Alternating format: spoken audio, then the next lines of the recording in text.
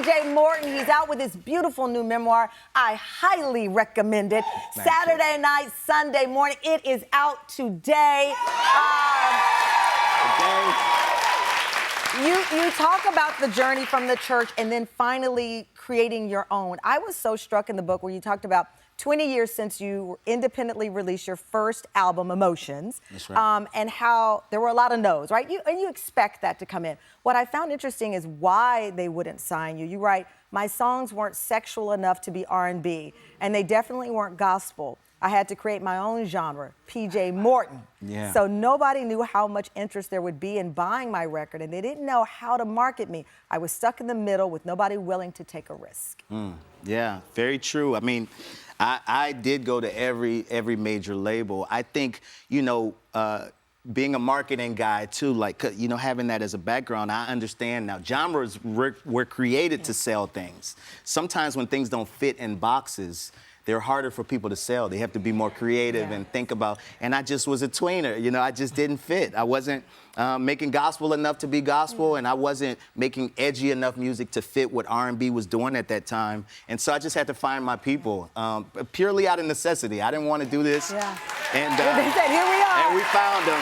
We found them. Thank y'all, man. Well, we built the community because of that. And I feel like that's the through line of your success. I mean, you weren't fitting into this box that you were born into, so you had to find your way, and then it just continued even to now with Maroon 5. You know, I tell my team even in the intro, I said, I know I love him in Maroon 5, but he is PJ Morton. Yes, He is PJ Morton. Yes, no, for but sure. I do love the relevance of Maroon 5 in your life is that you write, it came at a very interesting time for you. Yes, yes. No, I was kind of at a plateau independently. You know, I always check myself, you know, at moments. And I was just kind of burnt out, had been through a lot in my life.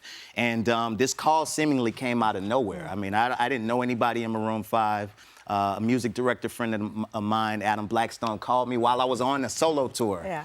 And said Maroon was interested in a keyboard player that could sing, and he said, you were the guy. And so I went to LA to audition, and the rest is 14 years, you know, 14 years and you're still touring. But what I love about it, again, is that there's this version of the audience that knows you there. Sure. And then there's another version that know you on your own beautiful journey. Yes. And that's hard sometimes to do because, again, you're always saying, I'm PJ Morton. I had to create my own genre. I'm not in a box. It takes me to when we talked about earlier, you told your dad you didn't want to do gospel. And you wrote about it. You said, I didn't want to disappoint him. He would have loved me to be a preacher, and he already knew I wasn't going to do that. Now I wasn't even going to make the music he loved, even though he'd gotten me every piece of equipment I'd ever asked for. Yeah. I felt like I was betraying him. Yeah. That made me just, sorry. because you know what I mean? It's like, it's live TV over here. I'm sorry. Yes. You know, half the bad things we don't do in life is because we don't want to disappoint our parents. And here you weren't doing anything wrong, but you were worried you were. I was. I mean, my father's opinion of me was just high. It was just high on my list always. And like you said, he always gave me whatever I needed, almost before. I mean, he would give me the best keyboard. I just wanted a basic one. And he's like, no, if I'm gonna get you something, I'm gonna get you the best thing. And I'm like, man, I don't, you know. But because of that, it just felt, I'm like, man, I just don't want to, you know, I don't want to disappoint him. But that's how I know it was more purpose than just a feeling. Because if it wasn't purpose, I would have just said, nah, I don't even need to do that. But it was such purpose that even my father, thank God he freed me. But even if he didn't, I knew that I still was going to have to be exactly who I was supposed to be. So I was grateful that he gave me that. But no, it was unspoken pressure. I mean, like, it was crazy pressure that maybe I put on myself too, because when I did make that call, he was like, you know, it was like he was waiting on the call. It's like, man, you've been doing this. I've been seeing you do this the whole time. Like, what is no shock to me? I know, I love it. Was it 2016? You started your own label, Morton Records. 4 years later, you released a gospel record as a gift to your dad. Gospel according to PJ.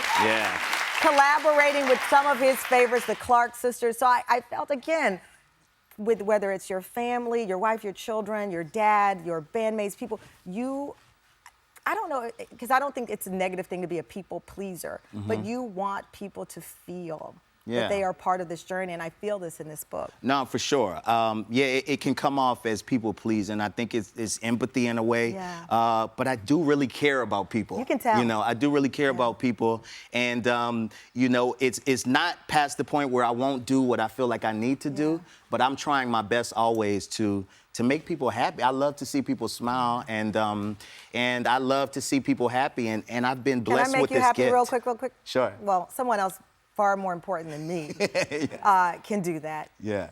Your father wanted to send you a message. Take a look. Oh, no. What? Hello, I am Bishop Paul S. Morton, PJ's daddy.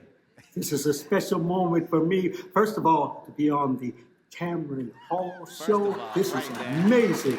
Thank God for you. And PJ, my only begotten son, in whom I'm well pleased.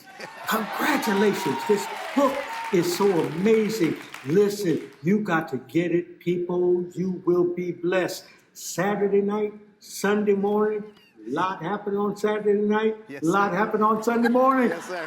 I promise you, you will be blessed. Trust his father. That's my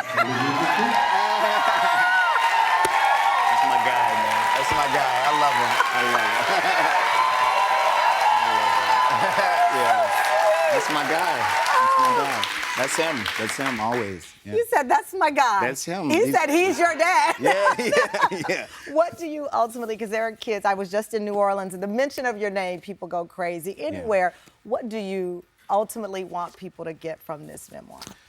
That there's not one way to do something, you know, that being unique is a good thing. Being different can be a great thing. And I think I want people to stick to who they are and understand that that uniqueness that was put into you was for a reason. And when we try to be someone else or what we see or an example and not the thing that makes us different, when we turn that off, we start to miss the people that we're supposed to touch with that unique thing that only you can touch them with, because we're all blessed with something unique, whether small or big. And so I want people to trust that voice. Trust that